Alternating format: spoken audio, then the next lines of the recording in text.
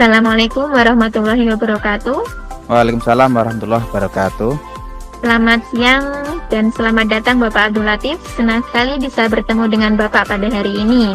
Saya Ibu Siti Amnatus Surya. Hari ini kita akan berbicara tentang yang membuat Bapak merasa kesulitan dalam pembelajaran di sekolah maupun di luar sekolah, serta mencari strategi dan rencana yang bisa Bapak lakukan untuk membantu tujuan pembelajaran.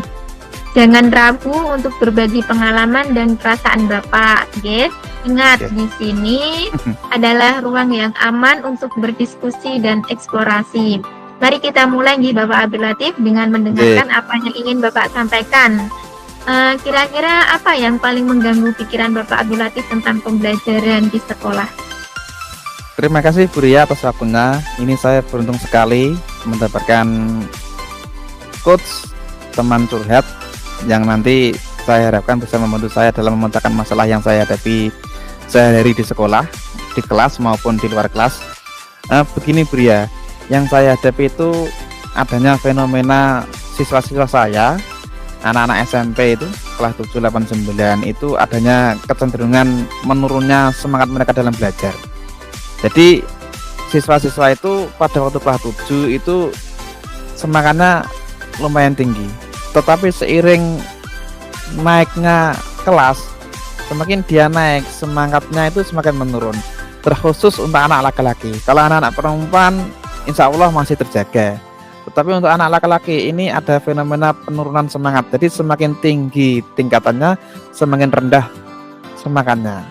Ini yang saya rasakan di sekolah kami. Dan juga ada munculnya beberapa penyimpangan perilaku seperti rokok, seperti bawa HP tanpa izin, itu untuk anak-anak laki juga mulai nampak. Jadi seiring menurunnya semangat, tapi meningkatnya penyimpangan perilaku.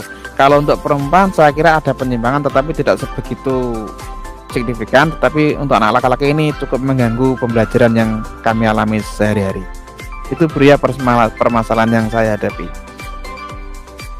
Baik Bapak, dari apa yang barusan Bapak Abdul Latif ceritakan dan juga cara Bapak menceritakan, saya menangkap ada rasa kecewa nih Bapak terhadap perilaku siswa yang tadi ada siswa laki-laki yang merokok, main HP, seperti itu nggih Bapak nggih. Mengabaikan pembelajaran, jadi semangat mereka jadi menurun. Apakah Bapak Abdul Latif benar-benar merasa kecewa? Apakah betul seperti itu?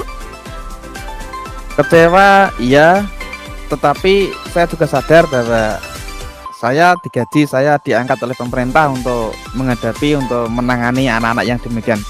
Jadi kekecewaan itu saya terima saja, tetapi ya saya tidak larut dalam kekecewaan itu, karena saya sadar betul bahwa itu adalah tugas kami. Ya, ini yang kami butuhkan itu adalah bagaimana untuk menangani anak-anak seperti itu. Apakah ada momen tertentu yang membuat Bapak merasa frustasi dan kecewa dalam pembelajaran tersebut? Kalau frustasi, alhamdulillah belum sampai ke tahap frustasi, tetapi kadang-kadang sampai pada tahapan di mana emosi cukup susah untuk dikendalikan. Jadi tatkala ada pelanggaran yang terlalu, adanya pengabaian siswa terhadap tugas-tugas yang kita berikan, itu kalau sudah terlalu maka emosi yang bertindak, itu kadang-kadang kita sulit mengontrol Bu. Kadang juga, tetapi kalau ingat siswa-siswa pada waktu acara-acara di luar lapangan yang begitu semangatnya mereka, kami juga merasa terenyuh juga. Jadi kadang-kadang kita merasa emosi, penuh kesal, tetapi kadang-kadang juga merasa terenyuh, merasa iba, merasa senang, bangga dan lain sebagainya. Jadi perasaan yang campur aduk Bu untuk menghadapi anak-anak yang ya macam-macam seperti itulah Bu. Kira-kira apa yang menjadi tantangan utama dari yang Bapak hadapi tersebut? Tantangan utama kami itu, saya itu tantangannya yang pertama bagaimana meningkatkan keingintahuan siswa. Jadi saya yakin kalau siswa itu merasa ingin tahu, siswa merasa ingin bisa, itu semangat belajarnya akan meningkat. Nah, tantangan yang kejadian hal itu menurut pengamatan saya itu yang paling besar itu dipengaruhi oleh lingkungan, terutama lingkungan pergaulan mereka. Jadi tantangan kami itu rendahnya minat belajar siswa yang itu paling besar dipengaruhi oleh pergaulan mereka dalam sehari-hari. Dari skala 1 sampai 10, di mana posisi Bapak Abdul Latif dalam pencapaian tujuan Bapak tersebut? Kalau nilai yang saat ini kami rasakan itu kira-kira ada di tahapan 6 lah, 6 sampai 7. Karena yang perempuan itu sudah masih cukup baik, 50% lebih itu masih baik. Kalau yang laki-laki itu lihat 50-50 lah, 50% baik, 50% masih perlu ditingkatkan. Jadi ya 6 sampai 7 kira-kira gitu. Apakah ada faktor eksternal yang mungkin mempengaruhi perilaku belajar siswa tersebut? Mungkin kenapa kok sampai merokok, anak sampai melakukan perilaku yang menyimpang tersebut?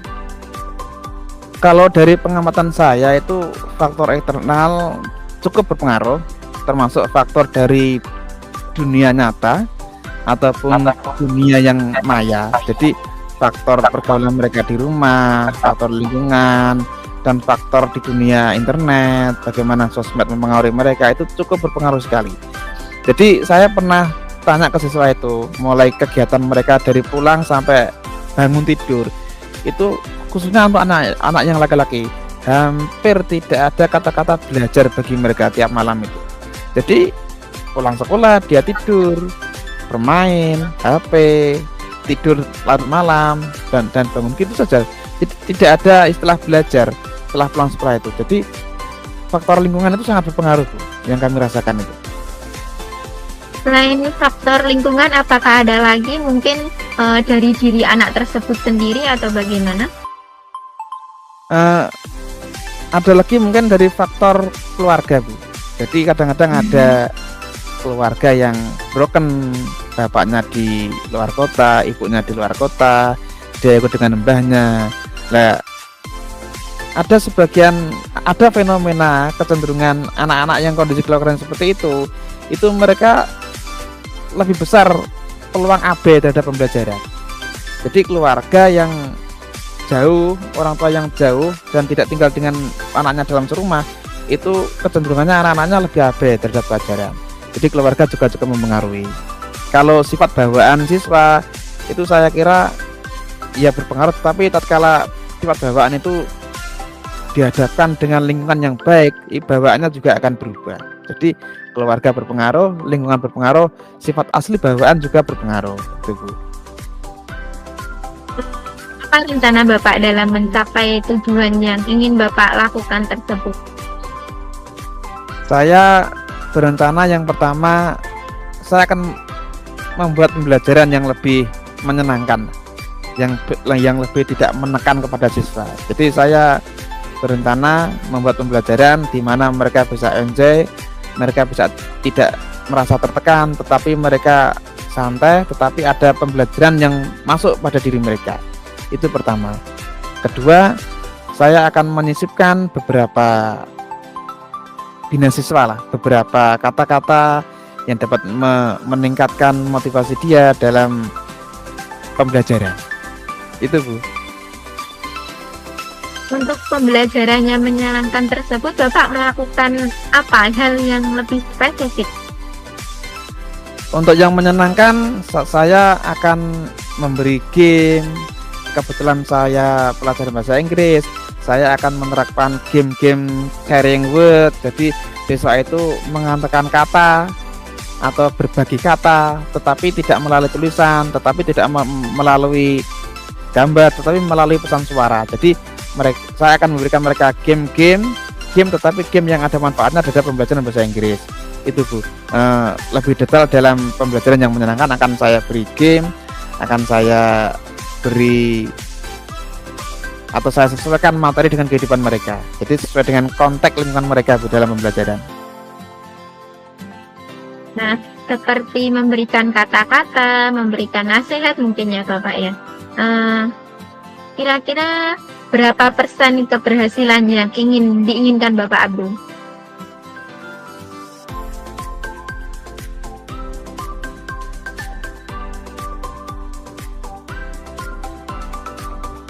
Halo, Bapak Abdul Latif.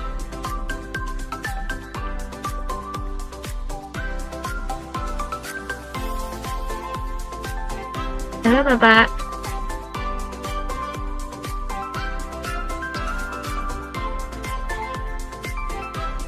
Halo Bapak Abdul Latif. Halo, sampun Bu, sampun nyambung Bu. Dari hasil rencana tersebut, tadi untuk memberikan pembelajaran yang menyenangkan, memberikan kata-kata atau nasihat, kira-kira berapa persen keberhasilan yang diinginkan Bapak? Kalau keberhasilan yang diinginkan, saya tidak muluk-muluk, saya tidak ingin sempurna. Saya sadar diri karena materi bahasa Inggris ini cukup jauh dari lingkungan kehidupan mereka yang notabene ada di pedesaan, di pojok kabupaten, di daerah pegunungan, di daerah pengoboran seperti masjid tradisional. Saya cukup puas kalau saya bisa mencapai nilai 9 dari skala 1 sampai 10.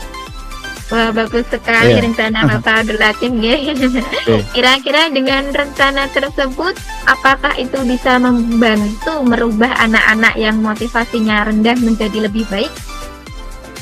Saya cukup yakin dengan pembelajaran yang tidak menekan siswa, dengan pembelajaran yang santai, menyenangkan, itu akan menggiring mereka karena mereka akan merasa nyaman, mereka merasa tidak dihakimi, dan mereka akan pelan tapi pasti akan terdorong untuk mengikuti pelajaran. Minimal kalau mereka tidak tertarik, minimal dia tidak membuat kisruh dulu Bu. Jadi saya yakin karena ini merubah sikap, saya tidak bisa mengharap terlalu cepat karena ini tagihannya bukan produk tetapi sikap. Jadi butuh proses untuk mencapai keberhasilan itu. Setelah melakukan rencana tersebut, setelah memberikan tujuan keberhasilan, yang ingin dicapai di posisi berapa Bapak? Saya ingin mencapai di posisi, maksudnya di posisi kalau ukuran nilai, saya ingin mencapai nilai 9. Tetapi kalau di posisi, saya ingin di posisi seorang guru yang diharapkan siswa kalau ketemu saya itu mereka menjadi semangat, mereka menjadi terinspirasi gitu. Kalau posisi dalam situasi guru dan murid. Motivasi dan terinspirasi dengan pembelajaran Bapak Abdul Latif gitu ya? Iya. Kira-kira setelah melakukan rencana tersebut bisa membantu merubah anak-anak yang motivasinya, semangatnya masih rendah menjadi lebih baik. Lalu komitmen apa yang akan Bapak Latif lakukan untuk menjalankan rencana tersebut? Untuk komitmen yang saya patok pada diri saya sendiri adalah saya berusaha akan menjalankan ini secara istiqomah, secara ajak. Jadi saya yakin kalau ini kita terapkan dalam 1-2 kali itu tidak berdampak kepada siswa. Tetapi kalau kita laksanakan secara ajak, kita berusaha merubah sifat kita belajar tidak sesuai dengan kemauan kita, tetapi kita mengajar sesuai dengan kemauan siswa. Saya yakin dengan keajekan itu akan membawa dampak yang luar biasa. Jadi komitmen saya akan ajak istiqomah dalam memberikan pembelajaran yang menyenangkan. Kira-kira siapa saja nih Bapak yang terlibat dalam membantu menjaga komitmen yang telah Bapak sampaikan tadi? Kepala sekolah cukup berperan dalam menjaga komitmen ini karena bagaimanapun juga atasan saya langsung adalah kepala sekolah. Jadi supervisi yang dilakukan kepala sekolah itu cukup memberikan dorongan atau cukup memaksa saya untuk lebih baik lagi dalam meningkatkan pembelajaran yang lebih baik kepada siswa. Jadi kepala sekolah turut andil cukup besar dalam menjaga komitmen saya ini. Selain itu juga teman-teman juga akan memberikan semangat. Jadi tatkala teman-teman itu memberikan semangat, maka ini akan mendorong saya lebih komitmen lagi dalam menerapkan rencana ini. Wah, bagus sekali Bapak Abdul Latif. Saya sangat mendukung. Mudah-mudahan semua berjalan lancar dan sesuai harapannya Bapak ya. Amin. Terima kasih Bapak telah meluangkan waktu untuk sesi coaching hari ini. Saya berharap diskusi kita telah memberikan wawasan baru dan strategi yang dapat Bapak terapkan. Ingatlah, perubahan memerlukan waktu dan konsisten tadi ya Bapak ya, istiqomah. Jadi tetaplah berkomitmen untuk mengatasi segala tantangan yang ada. Saya percaya Bapak Abdul memiliki kemampuan untuk mengatasi segala tantangan yang ada, Iya, terima menciptakan kasih. lingkungan belajar yang lebih positif. Jangan ragu untuk menghubungi saya lagi nggih Bapak nggih, jika Bapak Oke, memerlukan dukungan lebih lanjut. Sampai Nggih. jumpa di sesi berikutnya. Wassalamualaikum warahmatullahi wabarakatuh. Waalaikumsalam warahmatullahi wabarakatuh. Terima kasih Pria, semoga pertemuan kita kali ini membawa manfaat yang luar biasa. Amin ya rabbal alamin. Amin ya robbal alamin. Terima kasih Bapak. Nggih. Sekarang isi apa Bu? Refleksi itu ya? Isi refleksi ini bukan langsung percakapan ya Pak. Jadi Bukan. isi teks. sendiri. Yang kemarin itu kita edit saja. Oh, sesuai yang di sini langsung ya Pak. Ya. Kan kemarin sudah kita buat tuh. Ampun. Ya kita sempurnakan